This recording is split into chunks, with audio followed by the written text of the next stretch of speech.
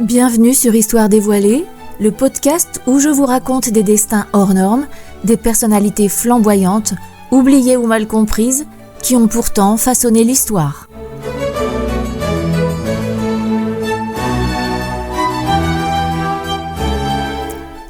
Aujourd'hui, j'ouvre avec vous le premier tome de la fresque romanesque de mon livre « Marguerite Brunet avant la Montansier, de l'enfance aux colonies ». Ce livre révèle son fabuleux destin, celui qu'elle s'est construit pendant 90 ans, dans une histoire de France tumultueuse, parce que vous allez le voir, Marguerite évolue sous le règne de Louis XV, Louis XVI, côtoie la reine Marie-Antoinette, traverse la Révolution française et rencontre Napoléon Ier, dont selon certaines sources elle aurait failli être l'épouse. Autant vous dire que si Talleyrand avait été une femme, Marguerite Brunet, qui sera plus connue sous le nom de Mademoiselle de Montansier, en serait l'incarnation. J'ai eu le plaisir de découvrir ce personnage fascinant et moderne en tant qu'historienne de l'art, passionnée par le patrimoine français. Nous verrons régulièrement l'empreinte du siècle des Lumières sur le monde. Un monde en pleine mutation sociale qui se remet en question sans cesse. Suivez-moi dans cette aventure qui va vous emmener dans les rues de Bayonne, Paris, Versailles et les îles des Caraïbes.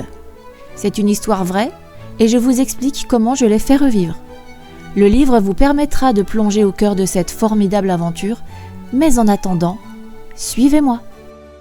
L'histoire commence en 1743 à Bayonne, dans le sud-ouest de la France, en Occitanie.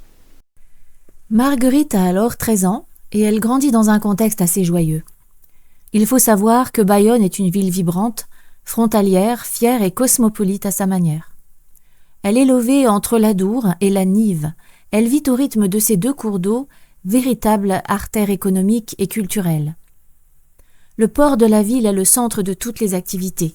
On y charge du vin, du jambon, du bois, du chocolat, des fourrures. C'est la vie sur l'eau qui fait vivre les populations. C'est le commerce maritime.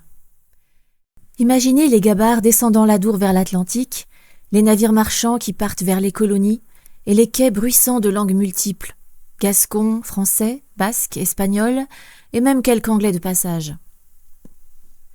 La ville est prospère mais contrastée. Une bourgeoisie marchande s'enrichit dans la négoce, tandis que les classes populaires vivent d'artisanat, de labeur portuaire ou de petits métiers. Il est évident qu'en plein essor artistique et culturel, l'art de vivre bayonnais mélange ferveur religieuse, sociabilité festive et intuition épicurienne. On sort, on bavarde, on boit, on chante. Quant à l'architecture de la ville, comme bien d'autres villes françaises, elle est équipée de bastions qu'elle doit au grand architecte du roi Louis XIV. Vous l'aurez reconnu, je veux parler de Vauban. Bayonne est aussi fardée de façades à colombages colorés qui bordent ses ruelles animées. Naturellement, les couvents et les églises rythment les heures, mais plus souvent dans la joie et la bonne humeur. Bayonne n'est pas une ville de cour, même si elle a connu l'arrivée de la princesse de Neubourg, donnée en mariage au roi d'Espagne, et qui, une fois veuve, puisqu'elle n'a pas eu d'enfant, sera déchue pour cette raison par le roi Soleil et exilée à Bayonne. La ville a reçu cette reine et ses nobles, et Marguerite a pu côtoyer, lorsqu'elle n'était qu'une toute petite fille, aussi bien le luxe de la cour que les éclats de rire des prostituées. Pour écrire mon livre, je me suis appuyée sur plusieurs sources, parfois contradictoires, en tout cas qui n'expriment pas forcément les mêmes vérités. Par exemple, un certain agent de police décrit Marguerite plutôt ingrate et stupide, alors que d'autres sources la décrivent charismatique, bien instruite et intelligente. J'ai donc volontairement choisi certaines plus que d'autres en étudiant le contexte historique. Toute la biographie avec les archives se trouve dans le livre.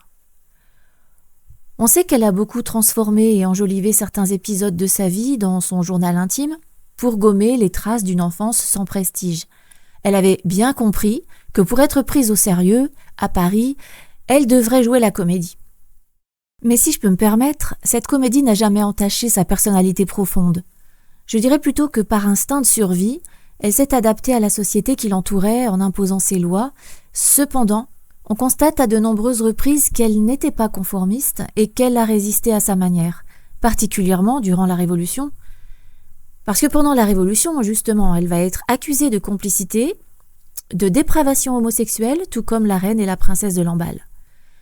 Emprisonnée à la conciergerie, elle se défend toute seule et elle obtiendra même le remboursement de grosses sommes d'argent engagées pour ses théâtres et ses troupes de comédiens. C'est un personnage réellement fascinant, qui joue, qui brûle la vie avec une énergie et une créativité dont on pourrait parfois être choqué. Cependant, il faut toujours remettre les faits dans leur contexte. Ce que l'on sait de sources sûres, c'est qu'elle a été une des élèves du couvent des Ursulines pendant quelques années et qu'elle a eu les bases d'une bonne éducation, une chance pour les jeunes filles pauvres qui étaient entièrement prises en charge par les couvents. Pour décrire son enfance, les sources étant maigres à cette période de sa vie, j'ai dû romancer de nombreux passages. Mais on sait que son père, Joseph Brunet, était déclaré épinglier sur son acte de baptême, mais mentionné ailleurs comme forgeron. L'acte de mariage précise qu'il était veuf quand il a épousé la mère de Marguerite, une veuve nommée Marie Capdeville, mais sans enfant. Et de ce deuxième mariage, Marguerite naîtra 8 ans plus tard, en 1730. 3 fils étaient nés du premier mariage du côté de son père, ce qui fait que Marguerite avait 3 demi-frères, dont 2 apparemment semblent être décédés. Mais Jean, le dernier, s'était engagé sur un navire corsaire du roi Louis XV. Or, on apprend que le Téméraire, le nom du bateau, a coulé en mer.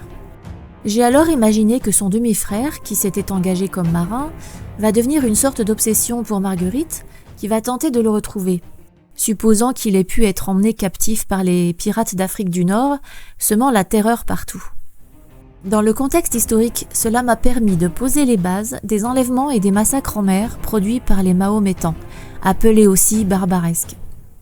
Ces pirates d'Alger, de Tunis, du Maroc et même de Tripoli essaimaient les eaux méditerranéennes, coulaient les navires européens et emmenaient en esclavage des centaines de milliers d'hommes, de femmes et d'enfants. Petite précision, pour un homme enlevé ou une femme, on en laissait 2 autres pour morts. Donc selon de nombreux historiens, il est aujourd'hui reconnu que plus d'1 million d'hommes et de femmes et d'enfants ont été vendus en esclavage au Maghreb et au Moyen-Orient. Sur la seule période de 1500 à 1830, c'est-à-dire sur 300 ans. Ce qui ferait un total de plus de 3 millions de disparus. L'Europe avait donc de sérieux problèmes et la vie était très incertaine quand on embarquait sur un navire.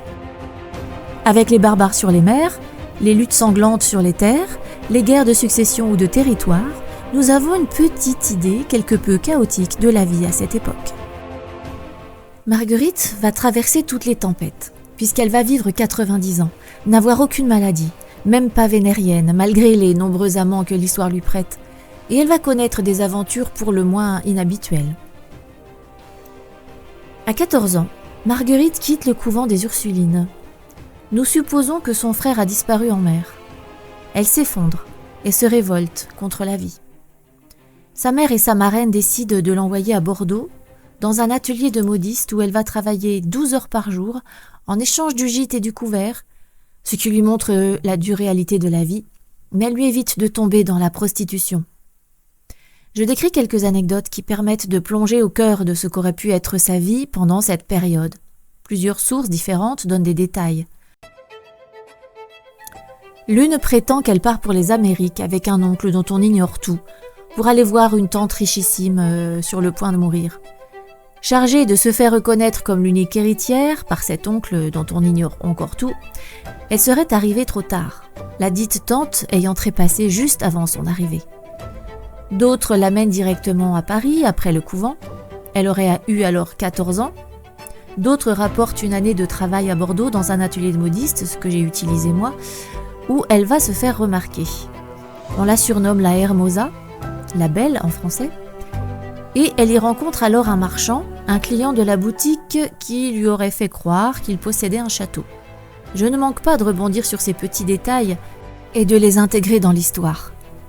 Lorsqu'elle sera à la cour, elle racontera elle-même des aventures soit totalement inventées, soit réécrites en sa faveur pour amuser la galerie. En tout cas, elle part bien de Bayonne pour rejoindre Paris, car Marie, sa mère, a décidé de l'envoyer chez la plus jeune de ses sœurs, la dénommée Hyacinthe, qui tiendrait une belle boutique de mode à Paris. En réalité, cette Hyacinthe qui porte le nom de Montancier est devenue une sorte de maquerelle, mais tout le monde l'ignore à Bayonne. C'est justement pour éviter la prostitution à Marguerite que la mère et la marraine souhaitent l'envoyer le plus loin possible du bordel, un peu trop proche de leur maison de Bayonne. Et c'est là que tout va basculer. Alors je vous propose de suivre un extrait de mon livre juste après le long voyage où Marguerite débarque à Paris. Dans son baluchon, un trousseau tout neuf, quelques louis pour le voyage, une adresse et un nom. Rue Saint-Roch, au numéro 12, chez Hyacinthe Montancier. Le numéro 12 se tenait devant elle. Marguerite s'attendait à une devanture élégante, à des tissus précieux exposés dans une vitrine illuminée. À la place, une porte terne et une vitre poussiéreuse. La rue même semblait déserte, sans faste ni promesse. Hyacinthe Montancier accueillit sa nièce avec gentillesse et la contempla, les bras en majesté, de la tête aux pieds. Elle portait une belle robe en velours, vert bouteille, qui subjugua la jeune provinciale du fait d'un décolleté pour le moins extravagant. « Ta mère m'avait dit que tu étais mignonne, mais si je m'attendais !» avait roucoulé la boutiquière. « Bonjour ma tante, » dit Marguerite, fascinée par le personnage, malgré sa déception pour la devanture. « Tu dois être épuisée, ma nièce. Viens boire quelque chose avant que je te montre ta chambre. On parlera demain. » L'installation fut rapide et sans grande effusion, comme si une urgence prévalait sur les explications. Après une mauvaise nuit passée à se retourner sans arrêt, Marguerite s'éveilla à la boule au ventre. Un pressentiment peut-être ? Elle avait vite été mise au parfum. Les ambitions de la tante venue à Paris avaient tourné court. La fortune ne lui avait pas souri, comme elle aurait pu l'espérer. Hyacinthe expliqua comment elle avait été dépouillée de son argent en chemin, et désargentée comment elle avait dû se plier aux conditions de la capitale. Une provinciale seule n'inspirait pas la confiance des grandes dames. « C'est-à-dire » demanda Marguerite.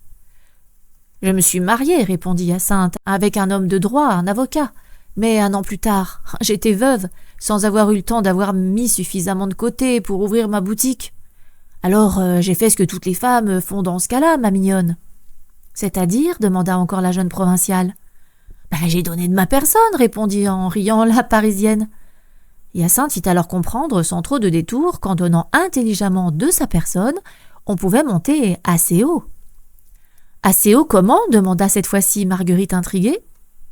On lui donna quelques explications qui clarifièrent la situation. Marguerite pesa le pour et le contre. Retourner à Bayonne ? Hors de question. Le lendemain, la tante présenta sa nièce protégée aux meilleures maquerelles de Paris qui ne donnaient leur fille qu'à l'excellente noblesse. Devenir la maîtresse d'un grand noble était l'ambition de presque toutes les filles de basse extraction quand elles avaient un physique gracieux et de l'esprit. Car il ne fallait pas lasser ces messieurs. On assura à Marguerite qu'elle avait toutes les cartes en main, malgré la concurrence, car il y avait au bas mot 20 000 prostituées dans la capitale. Certaines de ces femmes avaient souvent un métier, mais qui ne rapportait pas assez. Parce que, qu'elle fût ouvrière, lingère ou coiffeuse, une femme seule obtenait un salaire toujours insuffisant qui ne lui permettait jamais d'assurer son indépendance à Paris. Alors les célibataires, les veuves ou les laidrons étaient donc obligés de faire des extras dans le seul objectif de survivre. Ces prostituées de seconde zone auraient rarement l'occasion de s'élever, car elles avaient des enfants et vieillissaient trop vite. Mais, comme sa tante le lui avait promis, Marguerite, elle, ne ferait que de l'occasionnel. Pour commencer, dans l'objectif d'être introduite à la noblesse et d'avoir la chance de s'élever si elle en saisissait l'opportunité. Et à 16 ans, quelques jours plus tard, sa carrière était lancée. À condition qu'elle maigrisse un peu. Elle était trop grasse au niveau de la taille pour le goût parisien, trouvait la maquerelle. Vendre des chapeaux et des dentelles ou vendre son corps à la plus haute noblesse pour réussir à se placer comme une femme du monde, c'est-à-dire une femme entretenue par un puissant, tout n'était qu'une question de point de vue. Nul besoin d'une loupe pour Marguerite. Elle avait compris que sa seule issue pour changer de vie était le commerce du corps et du sexe. Fini la misère, fini les tâches ingrates, tout ça en échange de sexe. Marguerite décida qu'elle y trouverait rapidement son compte. Ce soir-là, Marguerite comprit que le cœur de la capitale battait selon les lois cruelles mais prévisibles. Elle allait les apprendre, les dominer. Elle ne serait plus jamais prise au piège. Cependant, le monde de lumière qu'on lui faisait entrevoir contenait des monstres et une noirceur qu'on avait soigneusement évité de lui décrire. À chaque jour suffit sa peine. Dans le prochain podcast, épisode 2, nous la verrons évoluer quelques années à Paris, avant son embarquement pour la Martinique, dans les Caraïbes, au bras de son nouvel amant, le futur intendant de l'île. À tout de suite pour le prochain épisode.